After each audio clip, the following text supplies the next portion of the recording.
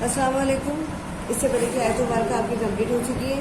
اب آپ کے پاس آیت مبارکہ آتی ہے 49 سے لے کے 58 ہے۔ اس کا ترجمہ میں ریڈ کرتی جاؤں گی اور ایکسپلین کر دوں گی، اور آیت مبارکہ آپ گھر میں بیٹھ کر اچھا سا تلفظ کے ساتھ زیر زبر کو دیکھتے ہوئے آواز کو بہت پیاری سے بناتے ہوئے ترک کر کے اس کو پڑھیے گا۔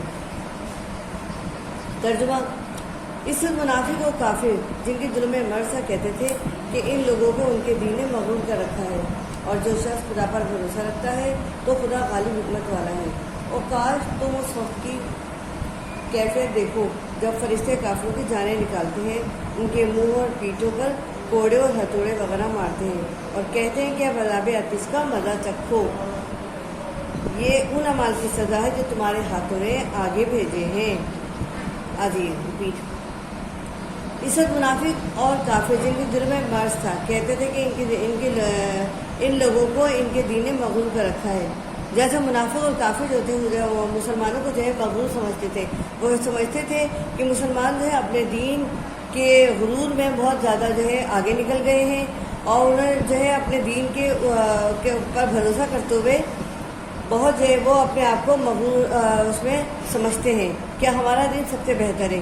یہ ان کے دلوں میں مرض تھا، وہ یہ بات سمجھ رہے تھے کہ مسلمان جو اپنے دین پر بڑا مغرور کرتے ہیں، یعنی بڑا غرور کرتے ہیں، بڑا اس کے اوپر تکبر کرتے ہیں اپنے آپ پر۔ اسی لیے کہا جا رہا ہے کہ اس وقت منافق کافر جن کے دل میں مرض تھا کہتے تھے کہ ان لوگوں کو ان کے دین نے مغرور کر رکھا ہے، جبکہ ان کو جو بھروسہ تھا وہ اللہ تعالیٰ کی ذات پر تھا، انہیں دین کے اوپر نہیں تھا۔ دین اسلام میں داخل ہو چکے تھے، اور دین اسلام میں داخل ہونے کا ان کو جو اللہ تعالیٰ نے ان کو ہدایت دی تھی یہ اسی وجہ سے داخل ہوئے تھے، لیکن ان کو اگر اللہ تعالیٰ پر غرور تھا تو صرف اس ذات پر تھا، وہ وحدہ لا شریک ہے اور وہ ہر کام کرنے والا ہے۔ اسی لیے مسلمانوں کو اللہ تعالیٰ سے امید تھی، توقع تھی اور بھروسہ تھا، اسی لیے وہ اللہ تعالیٰ پر اپنا پورا بھروسہ رکھتے تھے۔ اسی بھروسے کی وجہ سے کافر و منافق مسلمانوں کو مغرور کہتے تھے۔ اور جو خدا پر بھروسہ رکھتا ہے تو خدا غالب حکمت والا ہے، اور یہ اللہ تعالیٰ فرما رہا ہے، جو شخص اللہ تعالیٰ پر مکمل بھروسہ اور کامل یقین رکھتا ہے تو اللہ تعالیٰ خود بخود اس کے کام نکالنے والا ہے، کرنے والا ہے، اس کی مدد کرنے والا ہے، یعنی وہ غالب حکمت والا ہے، اس سے بڑھ کر کوئی حکمت والا نہیں، اس سے بڑھ کر کوئی ذات نہیں جو اس کا کام کر گزرے یا اس کو جو ہے اونچائی پر نہ پہنچا دے۔ یہ تو رب العزت ہے جو بادشاہ کو فقیر اور فقیر کو بادشاہ بنانے والا ہے، جو اونچے کو نیچا، نیچے کو اونچا کرنے والا ہے، جو عزت کو ذلت، ذلت کو عزت دینے والا ہے، یعنی جو یہ اس پر ڈیپینڈ کرتا ہے، وہ دلوں کے راز جانتا ہے، وہ دلوں کو حال جانتا ہے، اسی حساب سے وہ اپنا کام کرتا ہے۔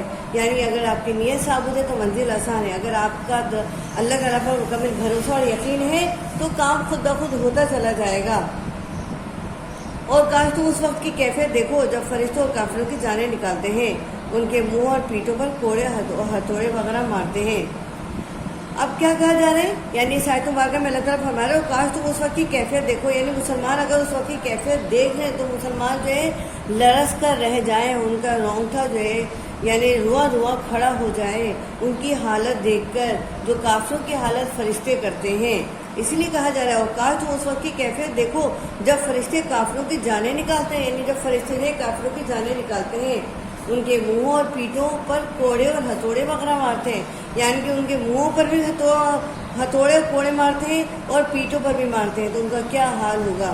یعنی ان کو بری طرح جو ہے زخمی کیا جا رہا ہے کوڑے اور ہتھوڑے مار کر، اور کہتے ہیں اب عذاب آتش کا مزہ چکھو، یعنی ابھی تو دنیا کی عذاب ہے، اس عذاب آتش کا مزہ چکھنے کے لیے کہا جا رہا ہے، اور ابھی تو جب اس دنیا سے چلے جائیں گے تب پتہ نہیں کس قسم کا عذاب ان کو بھگتنا پڑے گا۔ یہ تو دنیا کا عذاب ہے، یعنی کوڑے مارتے جاتے ہیں پیٹھوں پر اور منہوں پر، کہتے جاتے ہیں کہ اب عذاب آتش کا مزہ چکھو، یہ ان اعمال کی سزا ہے جو تمہارے ہاتھوں نے آگے بھیجے ہیں۔ یعنی کفار نے جو ہے مسلمانوں کو ایزا رسانی میں کوئی جو ہے کسر نہیں اٹھا رکھی، زبان سے بھی طور پر، مالی طور پر بھی، اور جو ہے ہاتھوں کے حساب سے بھی۔ یعنی مسلمانوں کو حضرت صلی اللہ علیہ وسلم کو انہوں نے کافروں نے جو ہے منافقوں نے اتنا زیادہ جو ہے تکلیفیں پہنچائی ہیں، اس تکلیفوں کی وجہ سے ان کو کہا جا رہا ہے کہ یہ ان اعمال کی سزا جو تمہارے ہاتھوں نے آگے بھیجے ہیں، یعنی انہوں نے ان ہاتھوں کو استعمال کیا ظلم تشدد کرنے میں، اسی لیے ان ہاتھوں کے ذریعے جو ان کو سزا مل رہی ہے ان ہاتھوں کے ذریعے مل رہی ہے۔ اور یہ جان رکھے کہ خدا بندوں پر ظلم نہیں کرتا۔ اور یہ بھی انسان کو بات جان لینا چاہیے، چاہے وہ کافر ہو یا منافق ہو یا کوئی اور یا غیر مسلم ہو، اللہ تعالیٰ بندوں پر ظلم نہیں کرتا۔ جیسا حال فرعونیوں کا ہوا، ان سے پہلے لوگوں کا ہوا تھا، ویسے ہی ان کا ہوا کہ انہوں نے خدا کی آیتوں سے کفر کیا تو خدا نے ان کے گناہوں کی سزا میں ان کو پکڑ لیا۔ یعنی اب اللہ تعالیٰ فرما رہا ہے کہ اللہ تعالیٰ کبھی بندوں پر ظلم نہیں کرتا۔ اللہ تعالیٰ تو کہتا ہے غفور الرحیم ہے، مہربان کرنے والا ہے، معاف کرنے والا ہے، تو لہٰذا وہ اپنے بندوں پر ظلم کیسے کر سکتا ہے؟ کہتے ہیں بندہ تو گناہ گار ہے، رحمان ہے مولا، بندے پہ کرم کرنا اس کی شان ہے۔ یعنی بندے پر کرم کرنا تو اللہ تعالیٰ کی شان ہے۔ بندہ تو اتنی عبادت بھی نہیں کرتا جتنا اللہ تعالیٰ اس کے اوپر مہربانی کرتا ہے۔ اسی جملے کی وجہ سے اللہ تعالیٰ کہہ رہے ہیں کہ بندوں پر اللہ تعالیٰ ظلم نہیں کرتا، وہ یہ بات پسند نہیں کرتا کہ اپنے بندوں پر ظلم کرے۔ لیکن اگر انسان کے اپنے ہاتھوں سے کوئی ظلم ہو جائے، یعنی کوئی کسی کو تکلیف پہنچ جائے، تو اگر وہ تھوڑی بہت تکلیف پہنچتی بھی ہے تو ان ہاتھوں کی وجہ سے پہنچتی ہے جو اس نے دوسروں کو دیے تھے۔ تو یہی کفار مکہ نے کیا تھا۔ جیسا حال فرعونی کا ہوا تھا، یعنی اب ان کو بتایا جا رہا ہے کہ تمہارا حال بھی ایسا ہو سکتا ہے جیسا فرعونی کا ہوا تھا، ان سے پہلے لوگوں کا ہوا تھا، ویسے ہی ان کا ہوا کہ انہوں نے خدا کی آیتوں سے کفر کیا، یعنی انہوں نے آیتوں کو، اللہ تعالیٰ کی آیتوں سے جھٹلایا، کفر کیا، نہیں مانا، ماننے سے انکار کر دیا اس کے اندر کی آیتوں کو جو اللہ تعالیٰ نازل فرما رہا ہے، تو خدا نے ان کے گناہوں کی سزا میں ان کو پکڑ لیا۔ تو پھر اللہ تعالیٰ نے ان کو سزا دی اور سزا میں ان کو پکڑ لیا گیا۔ بے شک خدا زبردست اور سخت عذاب دینے والا ہے۔ یعنی جب اللہ تعالیٰ رحمان ہے، رحیم ہے، غفور الرحیم ہے، معاف کرنے والا ہے، تو پھر وہ اس کو اتنا حق ہے کہ وہ غلطی کرنے پر جو ہے سخت عذاب بھی دے سکتا ہے، ہلکا عذاب بھی دے سکتا ہے، بڑا عذاب بھی دے سکتا ہے، چھوٹا عذاب بھی دے سکتا ہے۔ یہ تو اس پر ڈیپینڈ ہے کہ وہ جس بندے کے ساتھ چاہے جیسا معاملہ رکھے۔ یعنی یہ تو بندے اور رب کے درمیان کا معاملہ ہے۔ اللہ تعالیٰ چاہے تو معاف کر دے اور اللہ تعالیٰ چاہے تو عذاب دے دے۔ اسی لیے کہا جا رہا ہے بے شک خدا زبردست اور سخت عذاب دینے والا ہے۔ یہ اس لیے کہ جو نعمت خدا کسی قوم کو دیا کرتا ہے، جب تک وہ خود اپنے دلوں کے حالت نہ بدل ڈالیں، خدا اسے نہیں بدلا کرتا۔ یعنی یہ بات کہی جا رہی ہے کہ اللہ تعالیٰ اس وقت سزا دیتا ہے جب بندے جو ہیں اس سزا کے گناہ گار، اس سزا میں مرتکب ہوتے ہیں، تو پھر سزا جب سزاوار بن جاتے ہیں تو پھر وہ سخت عذاب کے مستحق بھی بن جاتے ہیں۔ یہ اس لیے کہ جو نعمت خدا کسی قوم کو دیا کرتا ہے، یعنی یہ اس لیے کہ جب اللہ تعالیٰ ایک قوم کو نعمت دے رہا ہے تو وہ اس نعمت سے فائدہ نہیں اٹھاتی، جب نہیں اٹھاتی یقیناً سزا کی مستحق بن جاتی ہے۔ یعنی یہ اس لیے کہ جو نعمت خدا کسی قوم کو دیا کرتا ہے، جب تک وہ خود اپنے دلوں کی حالت نہ بدل ڈالیں، خدا اسے نہیں بدلا کرتا۔ یعنی اگر انسان کوشش نہ کرے، اللہ تعالیٰ سے دعا نہ کرے پروردگار کہ میرے دلوں کی حالت بدل دے، مجھے اسلام کا اچھا پیروکار بنا دے، مجھے 5 وقت کا نمازی بنا دے، مجھے دین اسلام کا ایک اچھا جو ہے ماننے والا بنا دے، مجھے تیری آیتوں کے اوپر جو ہے یقین کرنے والا بنا دے، مجھے اچھا نیک کام کرنے والا بنا دے، مجھے عبادت گزار بنا دے۔ جب انسان کوشش کرے گا اپنے دلوں کی حالت بدلنے کی تو پھر اللہ تعالیٰ بھی بدلا کرتا ہے۔ بقول شاعر مشرق اللہ اقبال کیا کہتے ہیں، خدا اس قوم کی ابھی حالت نہیں بدلتا نہ ہو جس کو خیال خود اپنی حالت کے بدلنے کا۔ ٹھیک ہے، یعنی جب تک یہ قوم اپنی حالت بدلنے کے لیے کوشش نہ کرے، اللہ تعالیٰ بھی اس قوم کی حالت نہیں بدلا کرتا۔ اور یہی چیز اللہ تعالیٰ یہاں فرما رہا ہے، اور اس لیے کہ خدا سنتا اور جانتا ہے۔ جیسا حال فرعونیوں کو ہوا اور ان سے پہلے لوگوں کا ہوا تھا، ویسے ہی ان کا بھی ہوا۔ یعنی اللہ تعالیٰ فرما رہا ہے، قرآن پاک کے اندر ہدایت دے رہا ہے، فرما رہا ہے کہ ان باتوں کو دیکھو جو یعنی جن سے پہلے لوگوں کو جو عذاب ملا تھا، یعنی اور اس لیے کہ خدا سنتا اور جانتا ہے، یعنی اللہ تعالیٰ سب بہتر سننے والا اور جاننے والا ہے۔ جیسا حال فرعونیوں کا ہوا تھا ویسے ہی ان سے پہلے لوگوں کا ہوا، ویسے ہی ان کا ہوا۔ انہوں نے اپنے پروردگار کی آیتوں کو جھٹلایا تو ہم نے ان کو ان کے گناہوں کے سبب ہلاک کر ڈالا۔ یعنی فرعون جو تھے، حضرت موسیٰ علیہ السلام فرعون کے پاس جو ہے آیتوں بار کر لے کر آتے تھے یا اللہ تعالیٰ کا پیغام لے کر آتے تھے تو اس کو ماننے سے انکار کر دیا کرتا تھا وہ اور اس کے جو ہے ماننے والے، اس کے پیروکار۔ اسی وجہ سے جو ہے اللہ تعالیٰ نے ان کو گناہوں کے سبب میں پکڑ ڈالا، یعنی ہلاک کر ڈالا۔ جب حضرت موسیٰ علیہ السلام اپنی قوم کو لے کر نکل رہے تھے دریائے نیل کے پاس سے، تو اللہ تعالیٰ نے ان کو حکم دیا تھا کہ آپ عصا اپنا پھینکیں، اور وہ عصا سے 2 راستہ بن گیا، سوکھا راستہ بن گیا۔ آپ وہاں سے دریا میں سے نکل کے چلے گئے، یعنی دریائے نیل سے نکل گئے۔ اور جب وہاں دیکھتے ہیں آپ تو پیچھے جو فرعونی جو تھے آپ کو پکڑنے کے لیے حضرت موسیٰ علیہ السلام کو ان کے جو ہے ماننے والوں کو پکڑنے جب آ رہے تھے، تو جب وہ درمیان میں پہنچے تو موسیٰ علیہ السلام کی قوم اور پوری نکل چکی تھی، اور ان کے ماننے والے سب نکل چکے تھے موسیٰ علیہ السلام سمیت. لہذا اللہ تعالیٰ نے پھر جیسے ہی وہ نکلے دریا جو تھا اپنے تو واپس جو ہے اپنی روانی پر آ گیا, اور اس طرح تمام فرعون اور فرعونیوں کے ساتھ جو ہے اپنا وہ سزا کا مستحق ہو گیا اور ہلاک کر ڈالا. یعنی اللہ تعالیٰ نے اس کو ہلاک کرنے کا ذریعہ بنایا اور جب موسیٰ علیہ السلام کو اس کے غضب سے اس کے عذاب سے بچا لیا اور فرعونیوں کو ڈبو دیا. وہ سب ظالم تھے. یعنی اللہ تعالیٰ فرما رہا ہے جتنے بھی جو ہلاک ہوئے سب کے سب ظالم تھے. یعنی ان کے دلوں کے اندر نیکی کا ذرا سا مادہ نہیں دیکھتا. اگر اللہ تعالیٰ نیکی کا مادہ دیکھتا تو ان کو بچا لیتا یا ان کے لیے کوئی بچانے کا کوئی ذریعہ پیدا کرتا, لیکن کیونکہ ان کے اندر تھا ہی نہیں کوئی مادہ, لہذا اللہ تعالیٰ نے ان کو پورا کا پورا ختم کر ڈالا, ہلاک کر ڈالا, کیونکہ وہ سب ظالم تھے. جانداروں میں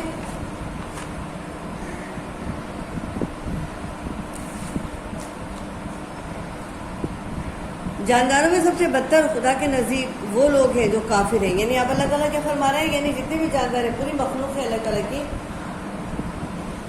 تمام مخلوقات میں اگر دیکھا جائے تو جانداروں کے اندر اگر کوئی خراب ہے یعنی بدتر ہے تو وہ کون ہے؟ وہ لوگ ہیں جو کافر ہیں. سو وہ ایمان نہیں لاتے. یعنی وہ ایمان تو لاتے ہی نہیں, وہ کوشش ہی نہیں کرتے ایمان لانے کی. جن لوگوں سے تم نے صلح کا عہد کیا پھر وہ ہر بار اپنے عہد کو توڑ ڈالتے ہیں اور خدا سے نہیں ڈرتے. اگر تم ان کو لڑائی میں پاؤ تو انہیں ایسی سزا دو کہ جو لوگ ان کے پسے پوچھتے ہیں وہ ان کو دیکھ کر بھاگ جائیں. یعنی اللہ تعالیٰ مسلمانوں کو کیا حکم دے رہا ہے؟ پہلے اللہ تعالیٰ فرما رہا ہے کہ فرعون کا کافر جو ہیں سب سے زیادہ بدتر ہیں جاندار میں خدا کے نزدیک, اللہ تعالیٰ کے نزدیک سب سے زیادہ بدتر ہے. ایک ہوتا ہے بد, ایک ہوتا ہے بدتر. یعنی اللہ تعالیٰ ان کو بالکل پسند نہیں کرتا. سو وہ ایمان نہیں لاتے. یعنی یہ ایمان لاتے ہی نہیں, یہ کوشش کرنے کے باوجود اگر مسلمان کوشش بھی کریں گے تب بھی ایمان نہیں لائیں گے, اور نہ یہ لاتے ہیں جن لوگوں سے تم نے صلح کا عہد کیا تھا. اب اللہ تعالیٰ فرما رہا ہے کن لوگوں کے بارے میں؟ اب مسلمانوں نے جن لوگوں نے صلح کا عہد کیا ہے, یعنی جیسے صلح حدیبیہ تھی, جو صلح کا معاہدہ کیا تھا, ان کے بارے میں بات کی جا رہی ہے. جن لوگوں سے تم نے صلح کا عہد کیا تھا پھر وہ ہر بار اپنے عہد کو توڑ ڈالتے ہیں. یعنی وہ کوئی نہ کوئی بہانہ بناتے ہیں اور عہد توڑ دیتے ہیں. عہد کو توڑنے کا یعنی کوئی بہانہ بنا لیتے ہیں اور عہد توڑ دیتے ہیں. خدا سے ڈرتے نہیں ہیں. یعنی خدا سے ڈرتے نہیں ہیں. اللہ جب وہ ایمان نہیں لاتے تو اللہ تعالیٰ سے ڈرتے بھی نہیں ہیں. اللہ تعالیٰ سے ڈرنے والے جو لوگ ہیں وہ تو ایمان لانے والے ہیں. یعنی اگر اللہ تعالیٰ کی آیت پڑھ کر سنائی جاتی ہے تو ان کا ایمان مزید اور بڑھ جاتا ہے, اللہ تعالیٰ پر مکمل توقع اور بھروسہ رکھتے ہیں. لیکن یہ لوگ تو اللہ تعالیٰ پر ایمان ہی نہیں لاتے, لہٰذا اللہ تعالیٰ سے ڈرتے بھی نہیں ہیں. اگر تم ان کو لڑائی میں پاؤ تو انہیں ایسی سزا دو کہ جو لوگ ان کے پسند پوچھتے ہیں ان کو دیکھ کر بھاگ جائیں. تو اللہ تعالیٰ کیا فرما رہا ہے کہ اگر تم ان لوگوں کو لڑائی میں پاؤ, یعنی جو لوگ عہد کرتے ہیں اور پھر عہد توڑ دیتے ہیں, ان لوگوں سے کہا جا رہا ہے جو اللہ تعالیٰ سے ڈرتے بھی نہیں ہیں. اگر یہ لوگ تمہیں لڑائی میں نظر آ جائیں تو انہیں ایسی سزا دو, یعنی ہلاک کر ڈالو, اور تاکہ انہیں ان کے پسے پوچھ جو ان کی پشت پناہی کر رہے ہیں, جو ان کو جو ہے بڑھاوا دے رہے ہیں, جو ان کو آگے جو ہمت بڑھا رہے ہیں, ان کو دیکھ کر بھاگ جائیں. عجب نہیں کہ ان کو اس سے عبرت حاصل ہو. یعنی وہ عبرت بھی حاصل کر سکتے ہیں اپنے جن کو انہوں نے آگے بڑھایا تھا, جن کے پشت پناہی کر رہے تھے, ان سے وہ عبرت بھی حاصل کر سکتے ہیں. اگر تم کو کسی قوم سے دغا بازی کا خوف ہو تو ان کا عہد انہیں کی طرف پھینک دو اور برابر کا جواب دو. اگر مسلمان کو شک ہے کہ وہ جو ہے دغا بازی کریں گے یعنی عہد توڑ ڈالیں گے, مسلمان کو پہلے سے علم ہو جاتا ہے یا کسی بات کو یا کوئی آ کے ان کو جو ہے خبر دے دیتا ہے, تو پھر مسلمان کو کیا چاہیے کہ کسی قسم کو خوف نہیں ہونا چاہیے, کیونکہ اللہ تعالیٰ ان کو حکم دے رہا ہے کہ ان کا عہد توڑ ڈالو, ان کی طرف واپس پھینک دو اور ان کو برابر کا جواب دو. یعنی جواب دینے میں کوئی کسر نہیں اٹھا رکھو اور ڈرنے کی ضرورت نہیں, کیونکہ تمہاری مدد کرنے والا اللہ تعالیٰ ہے. کچھ شک نہیں کہ خدا دغا بازوں کو دوست نہیں رکھتا, لہٰذا اللہ تعالیٰ نے کیا فرما رہا ہے کہ کوئی شک نہیں ہے جس میں اللہ تعالیٰ جو ہے دغا بازوں کو دوست نہیں رکھتا بلکہ ختم کر ڈالتا ہے. اور ایسے لوگوں کو جب دوست نہیں رکھا جاتا تو کسی نہ کسی طرح جو ہے ان کو اللہ تعالیٰ جو ہے سزا کا مرتکب بنا دیتا ہے. یہ آپ کی ایکسپلینیشن کرتا ہوں کمپلیٹ ہو گئی ہے. اس کے الفاظ میں نے یاد کیجئے, سارے الفاظ میں نے کچھ آنسر یاد کیجئے, بیٹھ کر گھر میں اپنے نوٹس نکالیے, سمجھیے. کوئی بات سمجھ میں نہیں آ رہی ہے تو آپ یہاں آ کے معلوم کر سکتے ہیں اور اچھی سی تیاری کیجئے. Best of look.